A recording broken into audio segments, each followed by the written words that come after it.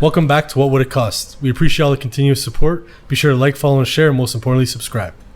And big shout out to PZA. That's at Weston and Highway 7. Dre and Bruno there. They operate the place. It's a fantastic restaurant. Everything on their menu is great, from their pizza, their pasta, and they got an awesome burger. And even the ambiance in the spot and art activations that they have on the wall by local artist Anthony Riccardi, who's now taking his talents international. Shout out Anth.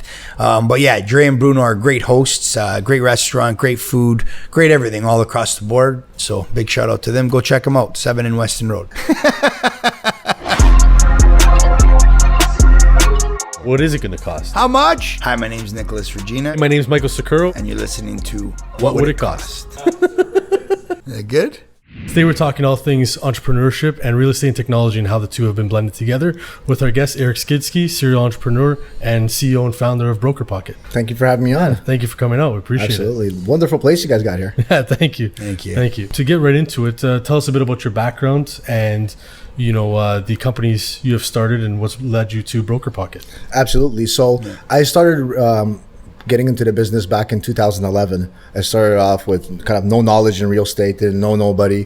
I actually went to square one, picked up Real Estate for Dummies, the first book I've ever read in my life. You know, those yellow books that you see that are very basic. And I don't know, I fell in love with sort of the art of doing real estate, so to speak, right? So I quickly realized, got my license, quickly realized it's not really a job, it's more of a business, and you have to start treating it as such. And it became sort of quote unquote successful relatively quick. Grew a team out really fast.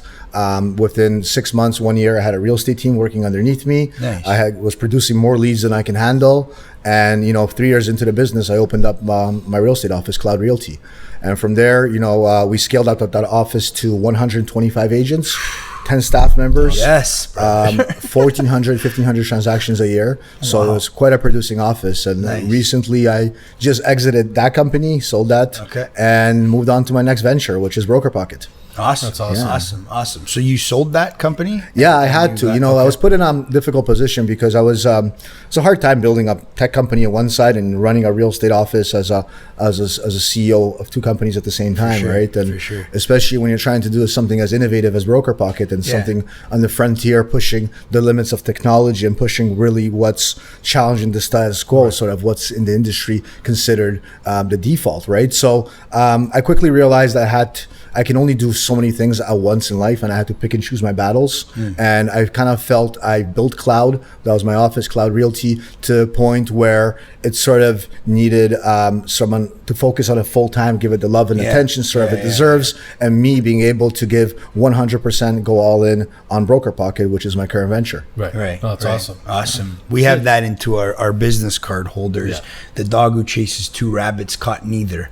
When we started the Spark Financial Group, that's something that we both agreed on we were going to do, is just hone in on that corporation and give it our all, right? And we've been able to see results from that, but we totally hear where you're coming from in regards to the spreading thin side of things. Absolutely. And you know what? It's like I had so many, I had over 300 people work for me in different capacities in my life. And one of the easy tell times that someone is scattered and someone is actually not great at doing stuff is when they come in and they tell me they're focusing on 5 different ventures at the same time. And they got 0 employees, they got 0 infrastructure, and they tell me they're a jack of all trades, a master of none. Right? It's like, okay. Yeah, it's one of my favorite lines. It's success doesn't come from trying many things. It comes from sticking to one thing for a considerable amount of time through the ups and downs, not looking for essentially motivation, but looking for determination of how to grind it out and how to fall in love with the process, not so much the result, right? And I find it's a common thing. It's a common theme we see. Everybody right now, entrepreneur is a sexy word. It's thrown around. Everybody wants to be an entrepreneur. 10 years ago it was a rapper, and nowadays it's entrepreneur.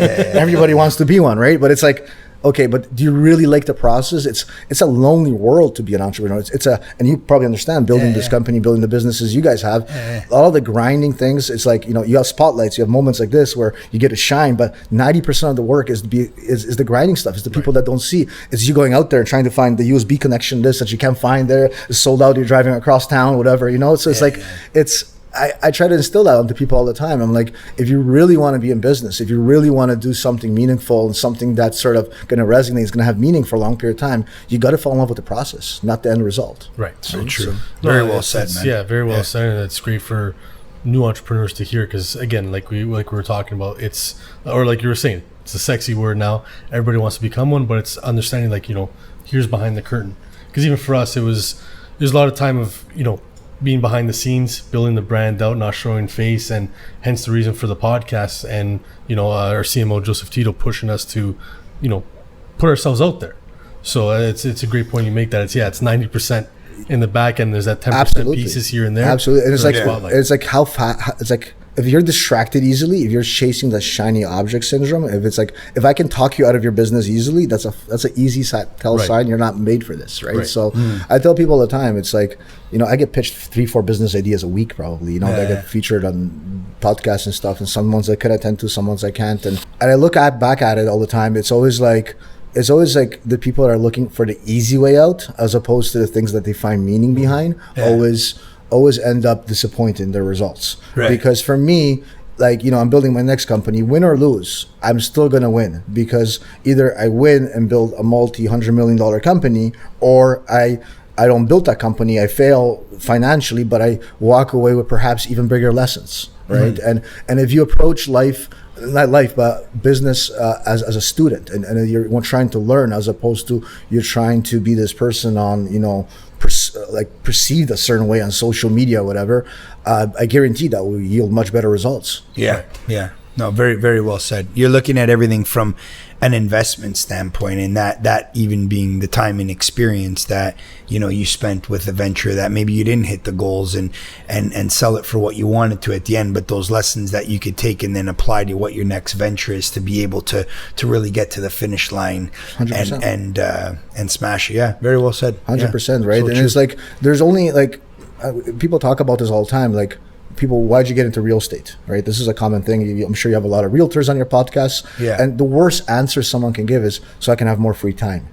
It's like, really? It's like, you're going to be working when everybody's off, which is evenings and weekends. Yeah. And you're going to be chilling or hanging out by yourself when everybody's at work. Yeah. Right. And it's like, you end up, real estate, if you want to be successful, is for people that don't want to work 40 hours a week for someone else, but want to work 70 hours a week for themselves. Yeah. And people don't realize this, right? Like, especially in the beginning, when you're setting up stuff and you're setting up your systems and you're figuring stuff out, and you're still going through learning things, and you're going to mess up, and that's fine. Yeah. But the whole thing is, you got to fall in love with the process. I keep stressing that to people, and you can quickly find out, like, who's driven by the result and who's driven by the actual process of the entrepreneur journey. Right? And I hope that resonates really well with your audience, because people don't underestimate that. Like, motivation and inspiration, and if you're driven by money or whatever, can only take you so far. Right. And there's nothing wrong, and there's like a bad stigma where being driven by money. If you have no money, a little bit of money changes your life substantially. You can move out of your parents' house. You can buy an investment property. You can perhaps invest in some stocks, whatever. It can help your life quite a bit. But if you're primarily driven by money for a long term, you're setting yourself up for disappointment, right? Because it's like, money is only going to give you happiness up to a certain level. Right. So. And what we said so question for you here, a little prior to us hopping on, we were getting to know each other a little bit better, and you said something that stood out to me in regards to the solopreneur. And someone that is not scaling their business and really treating it, that's something that is going to grow at an exponential rate. And to tie it back to what would it cost, right? So you have this outlook that, you want to build a business, you're going to build it really quickly like you did with your brokerage, and you want to bring on a really strong and solid infrastructure and build a platform that essentially can have all these people working for you and be paid properly, and that there's incentive there, and that it could continue to help you grow at the rapid rate that you have visions for. Tell us a little bit about what that costs in regards to onboarding executives and building out that infrastructure and big leases and programs and technologies and everything else that kind of falls in between when you have big visions and you want to work them quickly like that. Absolutely. So, Elon Musk, he's not the person actually putting the microchips inside the Tesla. He surrounds himself with great people. And the most successful people in this world are not the ones that are able to execute the line of code or this rocket ship or some sort of curing some disease somewhere themselves. The most successful ones are those that are able to influence and have people around them to buy into their mission and buy into their goals. Right. So, and people way underestimate the value of that. It's like, you can look at anybody who's quote unquote successful, and really what they have this certain public persona, charisma, following, whatever you want to call this thing, but they have this thing that draws people in, for good or for worse. You look at you can look at someone controversial like Trump, right? And it's like, for whatever you think about him, there's no denial that he's able to pull people in, right? It's like for good or for worse. So I would say, like, even right now, to this point, 90% of my time, I live in other people's heads. I'm trying to think what they're thinking, even the conversations we had earlier, how do I add value to your podcast, right? It's like, if you focus on making other people's lives easier, or other employees, employment easier, or whatever it is, it automatically pays back dividends to you. So the way I approach everything is through an HR approach. I'm not a money-driven CEO. I'm not a numbers-driven CEO. Maybe is the better answer. I'm not a financially driven CEO. I'm more of an HR-driven CEO. So what does that mean? I look at HR, and I just don't look at its current state. I look at potential. I look at, if I bring this person in, and what I love about people when I bring them in, and when they have a wicked story, when they have an adversity story, I don't care what it is. I don't care if they've been to jail and they overcame and they got out and they're a better version of themselves. Man, I want to hire that person 100%. Because if they can take something that's such a negative and flip it around and turn it into a positive, it's so attractive to me and speaks a lot about their character. And it's like, I look for stuff like this. So it's like, talent for me, or experience, or your diploma is almost irrelevant. Like, I tell people, this is what school, I'm like, I don't care. I honestly don't care if you went to Harvard. I don't care if you dropped out all of them. Like, if you dropped out, I actually put you probably on a little bit of a higher. It's actually funny because it's like, you're able to get this far and sit in the room with me and drop it. Good for you, buddy. Like, honestly, it's like, it says a lot. So for me, and it's like, I think it's not just for me. It's like, I have a lot of successful friends, and they're CEO students. They all share the same sentiment. It's, you got to be able to influence, and you got to be able to kind of buy into people. And people are an investment. They're a long-term investment. It doesn't mean you're going to get, people's like, there's no good people out there. I'm like, yeah, because you're looking for someone to serve your needs, straight out of the box, the way they come there. You got to mold people. People are long-term things that you got to, it's like a relationship. You date someone in the beginning, there's things that are going to be sort of maybe off a little bit. You say, I like this thing about the person. It's a constant negotiation, and it always comes from an area of respect. As long as there's respect between the employee, employer, husband, wife, or whatever relationship is there, you can really build on stuff like that. So that's my core belief, and I've always operated as such.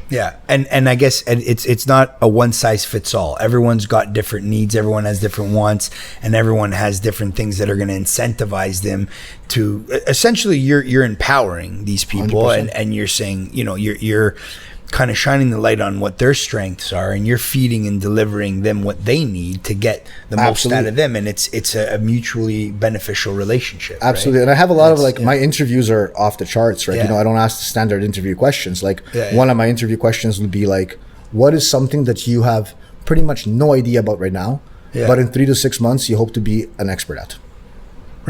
And it's like, I want to see how your mind goes to solve that things. Like, what are you driven about? Like, what excites you? Because my job as a CEO is not to motivate you. Motivation has to come within you. And it's forever. Whoever's building a podcast, that always has to be internal. Like, motivation is something that you have to harness inside, and you got to build on it. You can't rely on other people to motivate you, or you can watch some YouTube videos, whatever, Jordan Peterson or something, get a little bit pumped up. But it's like, after some time, it's like my job is to harness an environment which allows failure to some degree, where it's like a sandbox. You can experimentation. If things don't work out, you don't get punished for mistakes in my company. You get punished for not trying, but you never get punished for screwing up. And that's important to harness in a company like Broker Pocket, where we're building stuff out that's never been done before, and some of the stuff is experimental, and we don't know if it's going to work out, and we have these assumptions we put on the wall, and balance of probability. It's like, what's going to do? It's going to go this way. What's the percent chance of success for each? And that's the way we have to set it up, and we have this deep thing inside that we lean towards certain answers more than others, but ultimately it's it does come down to risk, and you got to be able to assess that risk and be able to kind of be okay with failure too. That's another big component, I would say. You know, a lot of thoughtful leaders that integrate that as piece of as a mechanism inside their company. Right. Yeah. And I like how you shed light on that, because it's about the positive reinforcement, which is it's bringing that new school way of looking at it, where the old school ways be more the boss rather than the leader, and harping on them for making that mistake or whatever it may be. And like you said, it's new technology you're pretty much creating. So how can you treat the employee like that? You're not going to get the best out of them, that's for sure. Yeah, absolutely. Yeah. It's like constant reevaluation, right? Like, I'm the hardest critic of myself. Like, despite I'm hard on everybody, I'm really tough on myself, right? And, you know, it's small things you do to improve efficiency within the companies, like keep organizations flat as possible. Hierarchies they're a necessity, but after a certain point. And I think a lot of people, I find when they're building businesses, they're playing business as opposed to doing business. It's very easy for realtors to do the same thing. It's like they spent, you know, I don't know, 2 days running around finding the perfect photographer for headshots, and another 5 days making business cards, and another 2 days making an email signature. And they're like, I've done this and this and this in 3 weeks. I'm like,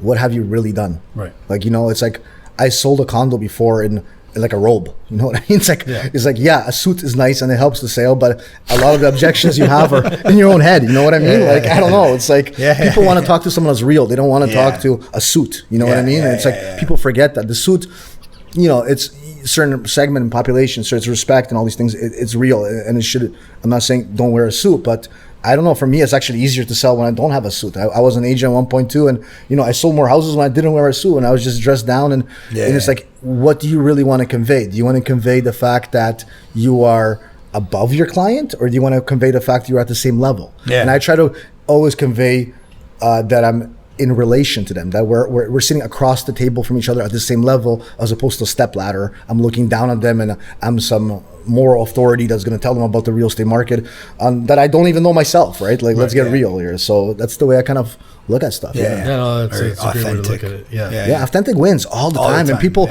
people talk about it, but they're like, are they really authentic? I don't know. Like, when you look at some of the stuff, it's like, not impressed. You know what I mean? Again, I shout out the boys and Joel Tito, but his strategy coming into the company and what he's done for the marketing side of things is just like authenticity. Like, boys, pull the camera out, film yourselves, take a picture. You talk about what you feel on this situation, what you feel on that situation. And it doesn't have to be this big production, this big lead up, this big read this big read that. Just go. 100%. Turn the camera on and be authentic. And listen, I understand the reservation more than anything. I'm going to watch this video back. I'm going to say, I sound like that? Really? That's me? Even to this point where I am now, like, I still can't, I have trouble watching my own videos because I just like, I think my voice sounds differently from me, or I look a certain way on the camera, or why am I twitching so much or something? I don't know, right? It's like, but people like that because people like to relate to other people who have their own, who are human too, have their own issues, have their own struggles, things like that. And what you really want in life is be able to relate to people.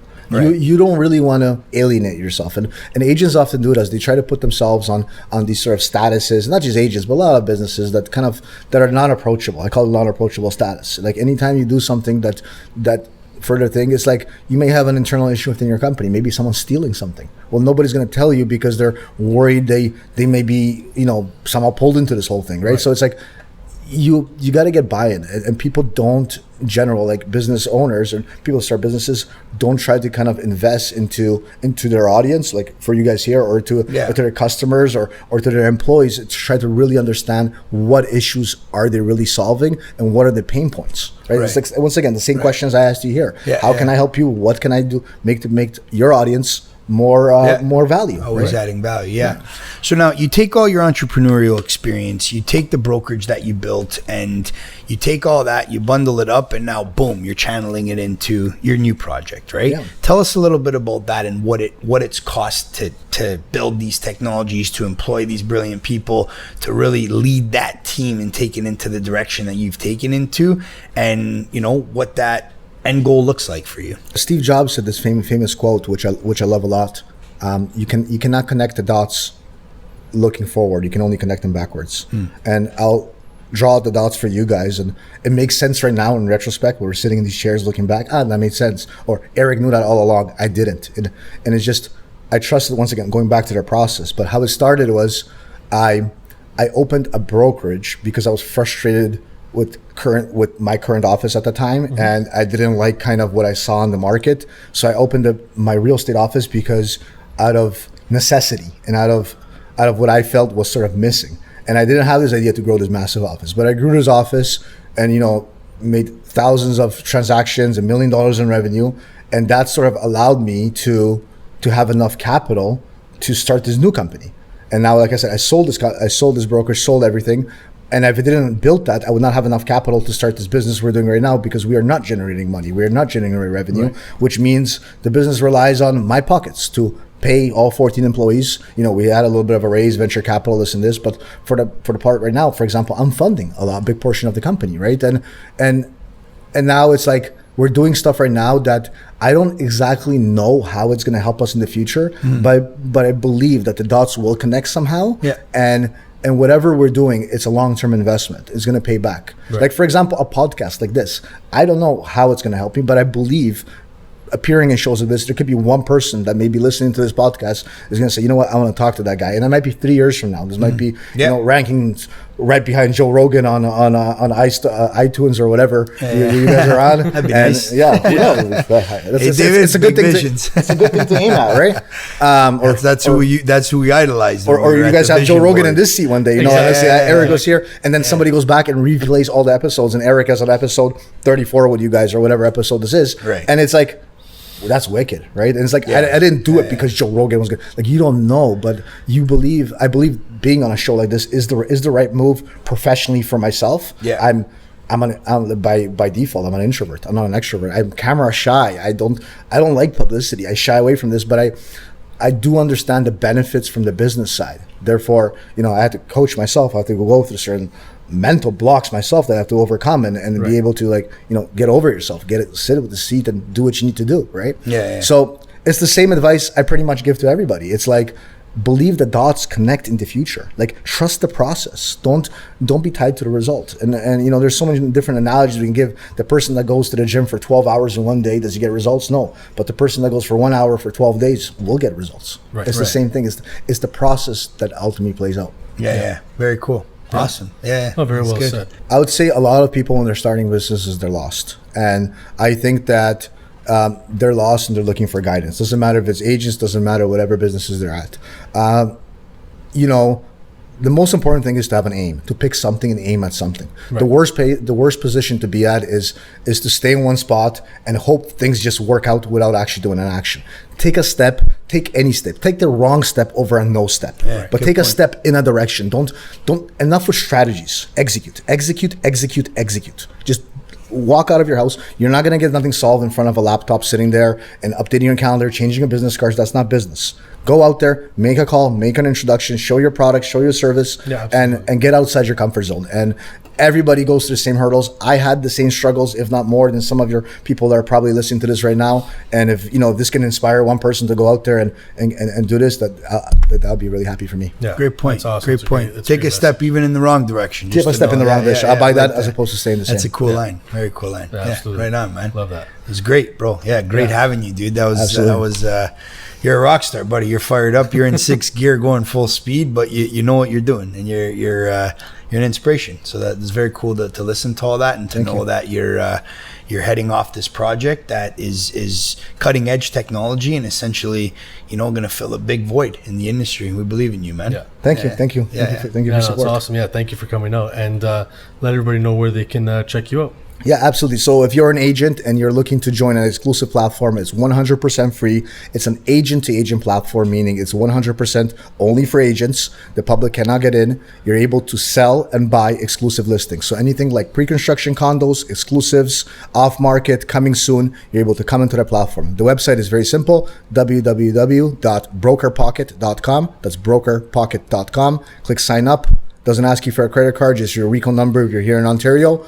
We're expanding to the rest of Canada. We got already well over 3,000 members on the platform, and we're scaling really quick. We hope to see you there. Boom. Thank you again for tuning to this week's episode. Be sure to like, follow, and share, and we'll see you next week. And again, big shout out to the sponsor, PZA. Dre and Bruno do a fantastic job whipping up your pizzas, your pastas, your burgers. They got beautiful artwork all over the walls done by the local artist, Anthony Riccardi. So even the ambiance kicks butt. And check them out, Highway 7 and Weston Road. You're making me hungry, man. I'm gonna go visit them after Yeah, this. they're good. They're good. They got a heavy burger. Oh yeah? Yeah, like a really heavy burger. But they're Put me to sleep supposed to after. be known for their pizza, and their pizza is good. But they just came out with this burger that crushes. Just crusher, insane. eh? Well, my Tesla's got autopilot, so hopefully Yeah, exactly. after Just take a eating nap on the way home. Next on, what would it cost? I just find, the market really changed, and you're seeing all these new and up and coming brokerages, and, the Remaxes aren't the only thing that's out there now. Right. I was just really trying to find the next place that was the best fit for me. And a friend of mine sent me an Instagram post from Nick, who I used to work at Remax with, and it was coming soon to Waterloo Region, Angle and Volkers. But when I sat down and met with them, it's Nick, Dennis, and Emma. I used to work with them at Remax. I just instantly knew that it was where I was supposed to be. It was the right fit. Came full circle. Yeah.